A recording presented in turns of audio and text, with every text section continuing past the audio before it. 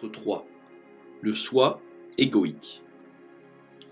Le mental cherche constamment non seulement de quoi réfléchir, mais de quoi s'alimenter, son identité, son sentiment de soi. C'est ainsi que l'ego naît et se recrée continuellement. En pensant ou en vous référant à vous-même, par l'emploi du je, vous désignez habituellement moi et mon histoire.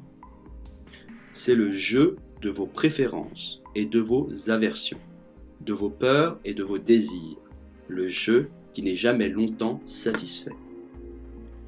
Ce sentiment d'identité, construit par le mental et conditionné par le passé, cherche à s'accomplir dans l'avenir. Voyez-vous combien ce je est fugace, une formation temporaire semblable à celle des vagues à la surface de l'eau. Qui voit cela? Qui est attentif au caractère fugace de votre forme physique et psychologique? Je le suis. C'est le je profond qui n'a rien à voir avec le passé ou l'avenir.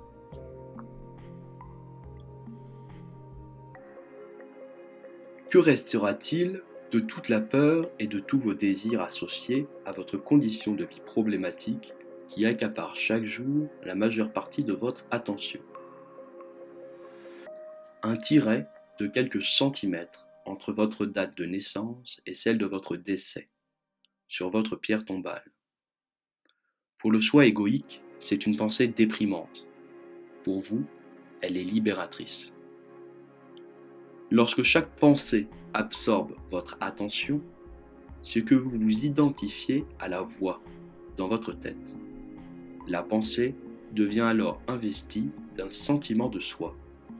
C'est l'ego, c'est-à-dire un soi créé par le mental.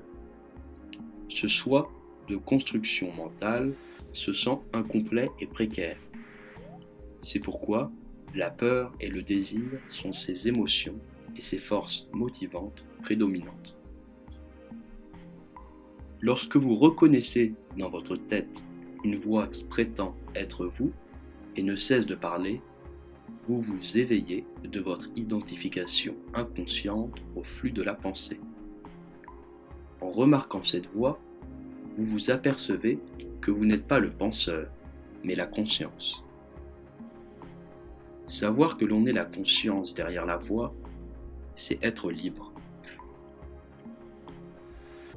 Le soi égoïque est toujours engagé dans la quête. Il cherche à acquérir davantage pour se donner l'impression d'être plus complet. Cela explique l'inquiétude compulsive de l'ego quant à l'avenir. Chaque fois que vous prenez conscience de vivre pour l'instant prochain, vous voilà déjà sorti de ce schéma du mental égoïque. Et surgit aussitôt la possibilité d'un choix, celui d'accorder toute votre attention à cet instant. Une intelligence beaucoup plus grande que le mental égoïque pénètre alors dans votre vie. En vivant selon l'ego, vous réduisez toujours l'instant présent à un moyen. Vous vivez pour l'avenir, et lorsque vous atteignez vos buts, ils ne vous satisfont pas, du moins pas longtemps. Lorsque vous accordez plus d'attention à ce que vous êtes en train de faire qu'au résultat final escompté, vous interrompez le vieux conditionnement égoïque. Votre action devient alors non seulement beaucoup plus efficace, mais infiniment plus épanouissante et joyeuse. Presque tout l'ego renferme au moins un élément de ce que l'on pourrait appeler l'identité de victime. Certaines personnes ont d'elles-mêmes une image de victime tellement forte que celle-ci devient le noyau central de leur ego. Le ressentiment et les griefs forment une part essentielle de leur sentiment de soi. Même si vos griefs sont complètement justifiés, vous vous êtes construit une identité comparable à une prison dont les barreaux sont constitués de formes pensées. Voyez ce que vous êtes en train de vous faire. ou plutôt ce que votre mental est en train de vous faire. Sentez votre attachement émotionnel à l'égard de votre récit de victime et prenez conscience de votre tendance compulsive à y penser ou à en parler. Soyez présent en tant que témoin de votre état intérieur. Vous n'avez rien à faire. Avec la conscience vient la transformation et la liberté. Les plaintes et la réactivité sont les schémas mentaux par lesquels l'ego se renforce le plus volontiers. Chez bien des gens, l'activité mentale et émotionnelle consiste largement à se plaindre et à réagir à ceci ou à cela. Ce faisant, ils donnent tort aux autres ou à une condition, et raison à eux-mêmes. En se donnant raison, on se sent supérieur, et en se sentant supérieur, on renforce son sentiment de soi. En réalité, bien sûr, on ne fait que renforcer l'illusion de l'ego. Pouvez-vous observer ces tendances en vous et reconnaître pour ce qu'elle est la voix qui se plaint dans votre tête? Le sentiment de soi égoïque a besoin de conflit, car son sentiment de séparation tire sa force de la lutte, en démontrant que ceci est à moi, mais que cela n'est pas moi. Il n'est pas rare que des tribus, des nations et des religions renforcent leur sentiment d'identité collective au moyen d'ennemis. Que serait le croyant sans l'incroyant? Dans vos rapports avec les gens, décelez-vous en vous-même de subtils sentiments de supériorité ou d'infériorité à leur égard? Vous voilà en face de l'ego, qui vit de comparaison. L'envie est un sous-produit de l'ego, qui se sent diminué si quelque chose de bon arrive à un autre ou si quelqu'un a plus de biens, de connaissances ou de capacités. L'identité de l'ego, qui dépend de la comparaison, se nourrit du fait d'avoir plus. Il peut s'accrocher à n'importe quoi. Si tout le reste échoue, on peut renforcer un sentiment de soi fictif, en s'estimant traité injustement par la vie, ou plus malade qu'un autre. Quelles sont les histoires, les fictions dont vous tirez votre sentiment de soi?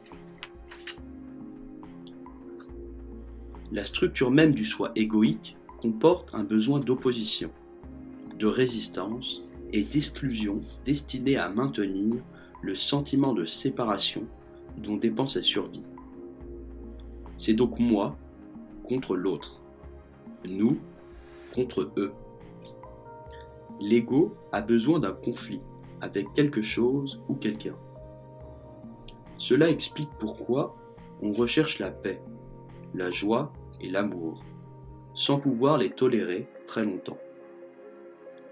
On prétend vouloir le bonheur, mais on est accroché au malheur.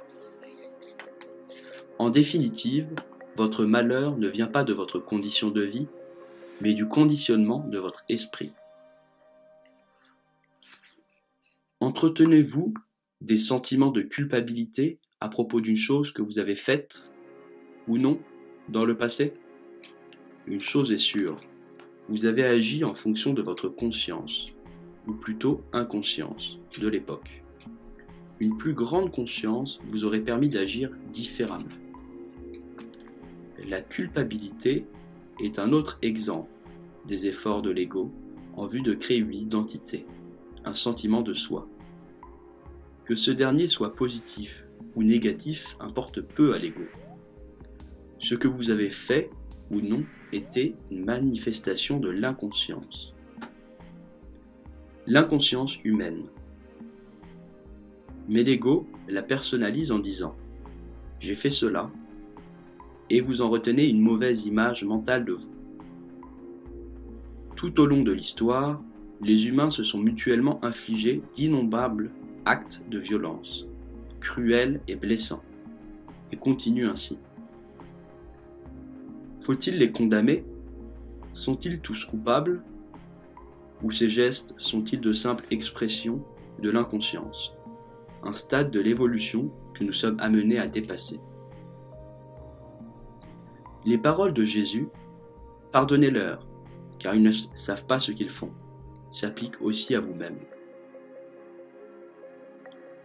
Si vous vous fixez des buts égoïques afin de vous libérer, de vous améliorer ou d'accroître votre sentiment d'importance, même si vous les atteignez, ils ne vous satisferont pas.